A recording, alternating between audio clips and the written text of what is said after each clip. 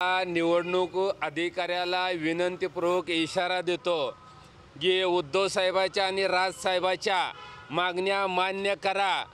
तुमचा निवडणुकीमधला जे होणारा घोळ आहे तात्काळ बंद करा। या आपल्या माध्यमातून समस्त निवडणूक अधिकाऱ्यांना इशारा देतो, ज्या बूथवरती बोगस मतदान होईल, ज्या बूथवरती मतदानाच्या पेट्याचा घोळ होईल, त्या ठिकाणी निवडणुकीच्या बूथवरती जे अधिकारी बसलेत त्या अधिकाऱ्याचा पाय आणि हात तोडल्याशिवाय शिवसैनिक आणि मनसे सैनिक राहणार नाही। ते हा हुकुमशाही विरुद्ध लोकशाहीचा लढा आहे आणि तो आम्ही लढणार। पोलिसांना जी कारवाई करायची आहे ती पोलीस कारवाई करतील। आम्ही शांततेच्या मार्गाने हा लढा जो आहे मतचोरीच्या विरोधातला तो घेऊन जाऊ।